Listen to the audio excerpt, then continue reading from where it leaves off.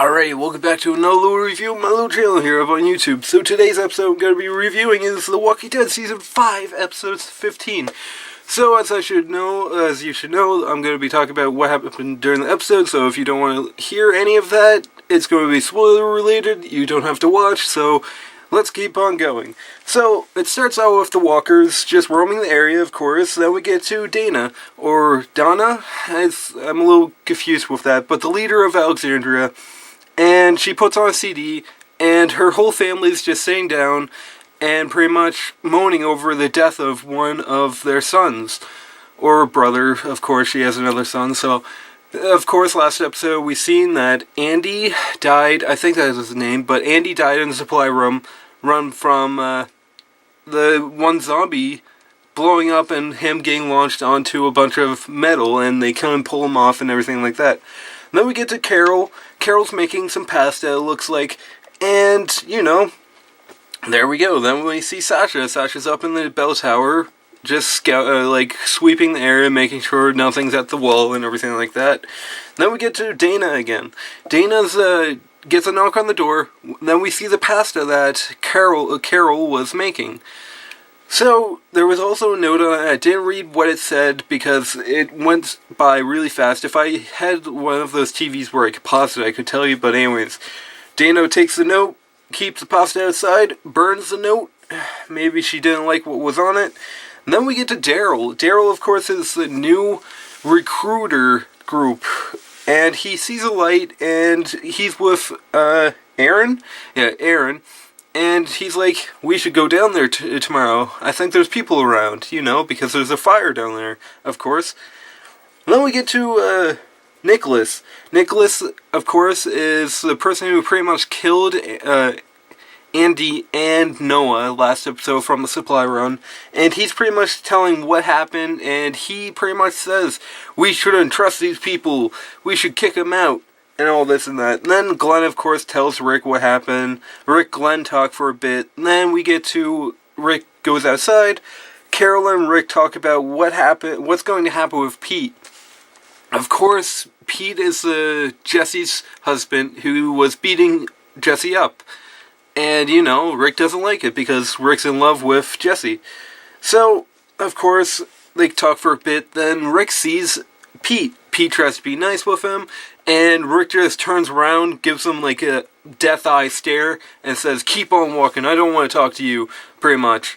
So, of course, that's what happens. Pete just walks away, and then we get to Michonne. Michonne gets news from Rosita. Rosita that Sasha's out. They don't know where she went. Like, she just randomly got up and left. She was up for the whole night in the watchtower, or the bell tower, and yeah, she's still up and out of the gates. They don't know what happened. So, of course, Michonne and Rosita go after looking for her, then talk for a bit. Then we get back to Dana talking to Rick about Pete. Rick wants Pete to die, pretty much, like executed and stuff. But Dana's like, no, we don't do that stuff. We just kick them out and stuff. Of course, Rick doesn't like it, and Dana walks away, and Rick's looking at Noah's grave, because they were at the little grave site that they have. Then we get to Michonne. Michonne, Rosita, just looking for Sasha still. That's what it says in my notes. They're just looking. Then we get to Carl and Ida.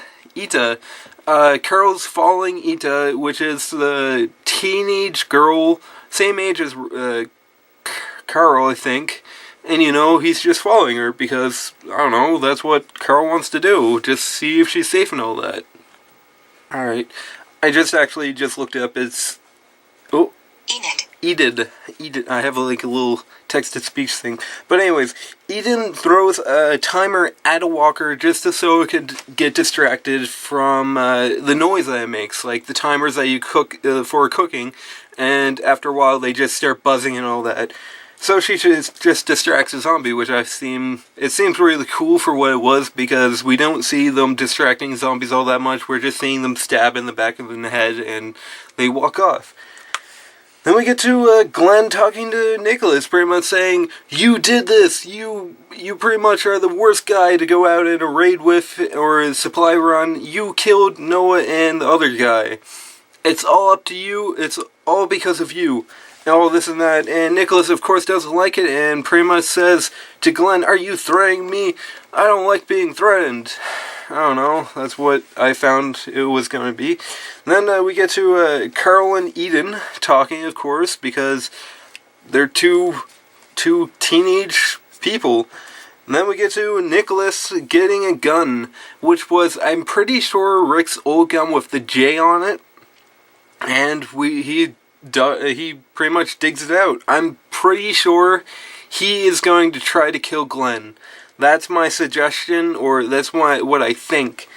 Then we get to Sasha. Sasha's, of course, killing walkers, because that's how she gets out of her rage nowadays. Michonne, of course, Michonne and Rosita find her, and there's a big swarm of them. Swarm of walkers. They, of course, kill them all, and they start walking away. Daryl and Aaron. This is actually a really cool point.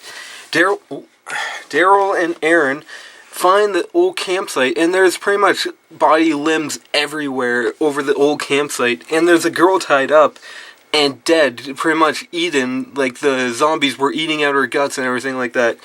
And, you know, it just seems weird at that point. And they just talked about it, and there's a W on her head, so of course there's the group still looking or around Alexandria, which I think it's the survivors still. I don't know, we'll find out. Let me see here. Rick, of course, talks to Jesse now.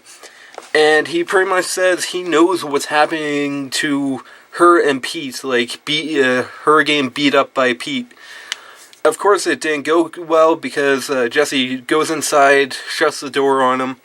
And then Rick goes around the building, around the house, and goes through the front door and pretty much tells Jesse, "Sam asked me for a gun to protect himself and you."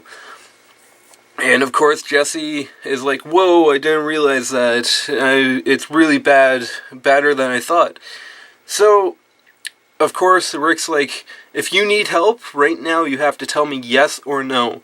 Jesse, of course, says yes, and then, of course, because it's TV and there's going to be drama, Pete comes into the room and starts talking to Rick, and pretty much they get into a fight.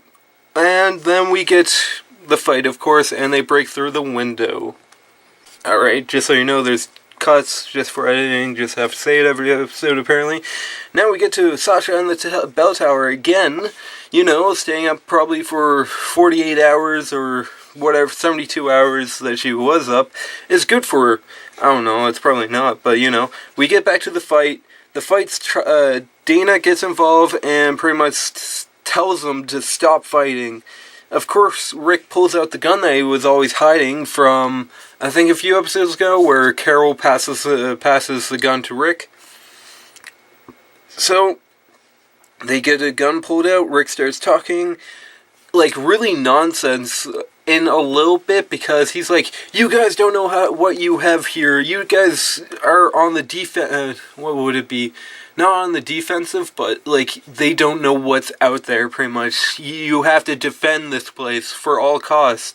You don't know what people will be like to take this place from you." And then Michonne, of course, comes up behind him and knocks Rick out. And that's the whole episode in a nutshell, pretty much. I'm going to put my laptop over there. So, what did I think about this episode? It was a filler.